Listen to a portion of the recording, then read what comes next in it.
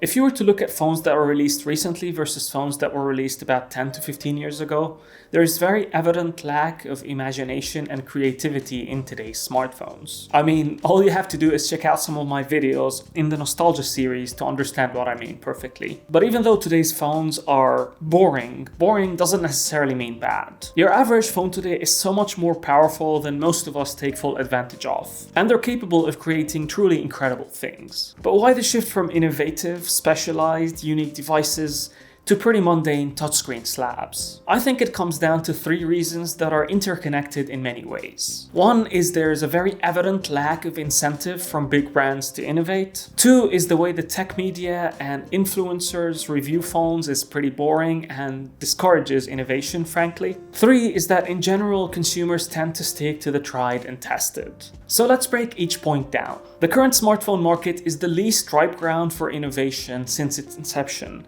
and I don't think it's any particular brand's fault. The vast majority of phone manufacturers these days rely on ODM partners, which means that the process of making a phone is very standardized, and this is done in order to save money and offer competitive products. Not only that, but phone manufacturers also don't make most of the components that go into building their own phones. So they tend to rely on third-party suppliers for most of the components that they use. And this is done in a market where most of the successful brands are just trying to undercut each other when it comes to price. And all of this is done to make a device that appears very competitive on paper, which is crucial as the market shifts towards selling more devices online. When it comes to software, everybody is using Android with a very slight different skin on top, and no brand wants to experiment with the way that we use our phones in fear of isolating potential buyers or even confusing their existing customer base. So the result is that we get a lot of different skins that are very similar in functionality, minus a couple of things here and there.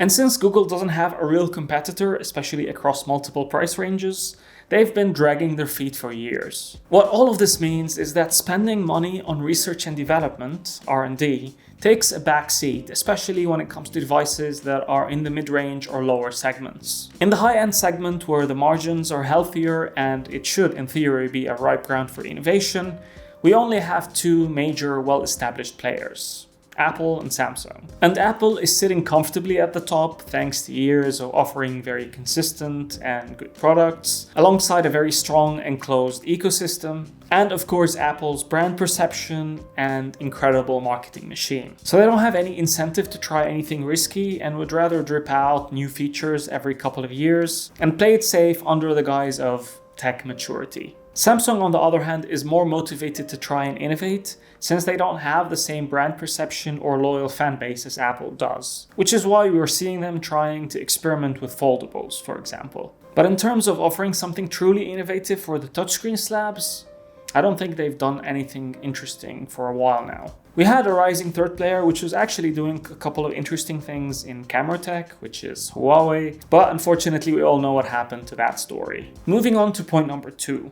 The way tech media reviews devices has been quite toxic over the last couple of years, and here's how. Instead of focusing on experiences and what the technology can do, the fixation is on the numbers. A phone that ticks the same specific boxes gets praised every year, while a phone that's actually trying to do something unique or different usually doesn't. And it's a very narrow and quite frankly lazy way of assessing products. Just imagine how silly it would be if we were to assess cars the exact same way. So as long as the car offers excellent performance for the money, it's good. While cars that are trying to be practical, offer good fuel economy, are quite spacious and comfortable, and are maybe focused on off-roading, don't get praised because they're trying to do something different. And we can see this with the brands that tried to innovate in the past and how they never got the recognition that they deserve. Not only that, but they were also attacked sometimes for just trying to offer something different. Now, I don't know if this was done intentionally, and it probably isn't.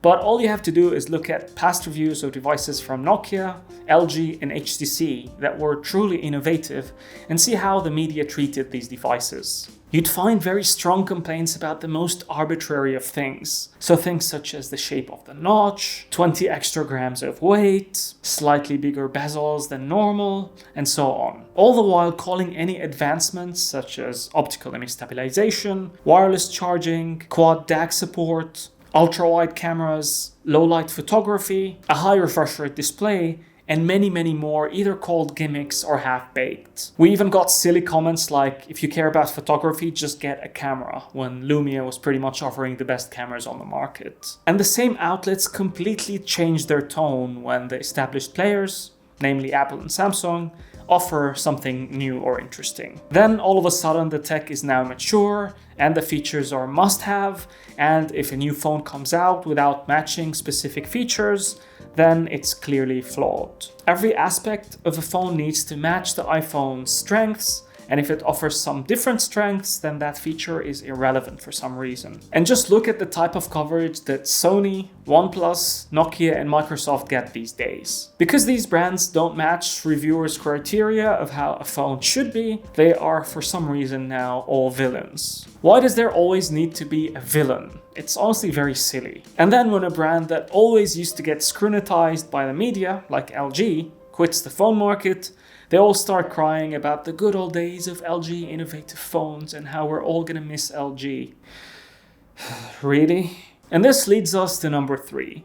Consumers tend to stick to the tried and tested. When brands are not motivated to innovate and are targeting the broadest spectrum of possible consumers available with devices that are jack of all trades, combined with a tech community with an obsession with numbers over experiences, all leads to product recommendations that are the safe bet, most impressive on paper, rather than unique. So in a way, it's all a self-fulfilling prophecy. We can also say that the market has matured, and unfortunately this is a side effect of that happening. Still makes me wish that a brand would come along and offer more specialized devices, like a camera-centric mid-ranger for example, or a phone with a style, build quality, materials approach first. That's it from me. I tried to oversimplify this a bit, but I hope you managed to get my point. If you want to see really cool innovative devices from the past, check out my nostalgia series, or check out my G21 review for a more modern take. Thank you for watching, and I'll see you in the next one.